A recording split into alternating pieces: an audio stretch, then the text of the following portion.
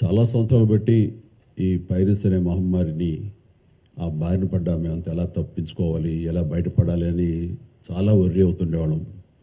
ఇది film industry మీద డైరెక్ట్గా ఇండైరెక్ట్గా లక్షలాది మంది ఆధారపడి ఉన్నారు.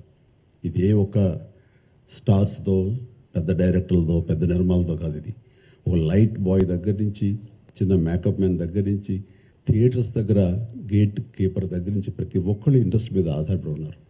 ఇంతమంది కష్టాన్ని ఒకడు అప్పనంగా వచ్చి దోచుకుంటుంటే, దౌర్జన్యంగా వాడు ఎదురు సవాళ్ళు ఇసురుతుంటే ఇది తట్టుకోలేని పరిస్థితి. సో ఇలాంటి వాటికి మార్గం ఏమిటి, ఎలా బయటపడాలి అనే దాని మీద తర్జన భర్జన పడుతున్నటువంటి సమయంలో గత కమిషనర్ సివి ఆనంద్ గారి ఆధ్వర్యంలోనూ, అప్పుడు ఏఎస్పీ కవిత గారు, శ్రీనివాస్ గారు, వీళ్ళు, అలాగే ఆయన వెళ్ళిపోయిన తర్వాత దాని తర్వాత మళ్ళీ ఇది ఇలాగే ఉంటుందా, ఇలాగే కుంటుపడిపోతుందా, ఇలాగే తెరమరుగైపోతుందా అనుకున్న సమయంలో సినిమా ఇండస్ట్రీ గురించి, సినిమా కష్ట నష్టాల గురించి బాగా తెలిసినటువంటి, అన్ని రకాలుగా కాచి వడపోసినటువంటి, ఎంతో కన్సర్న్ ఉన్నటువంటి వ్యక్తి మన సిపి సజ్జనార్ గారు.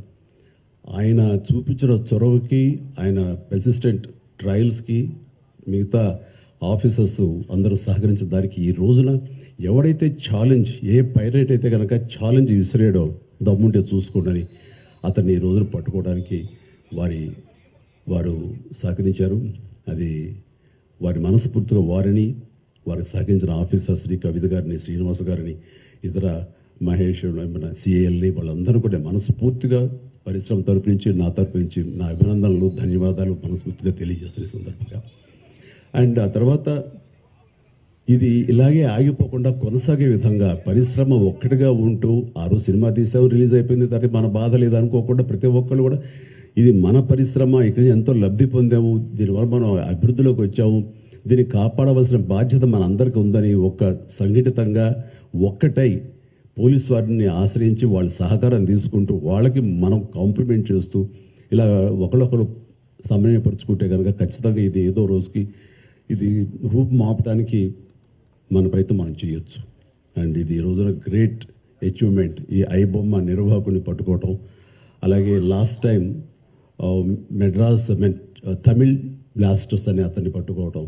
అలాగే లాస్ట్ టైం మనకి సివి ఆనంద్ గారు చెప్పిన దాని ప్రకారం ఒక 22 ఏళ్ల కుర్రవాడు, ఇంటర్మీడియట్ చదివిన కుర్రవాడు, బీహార్ నుంచి వాడు దాదాపుగా ఎన్నో వందల సినిమాలు వాడు పైరసీ చేసి ఎంతో పెద్ద నష్టం కలిగజేశాడు. ఈ సంవత్సరం ఆరంభంలో కూడా దిల్ రాజు గారి గేమ్ చేంజర్ దగ్గర నుంచి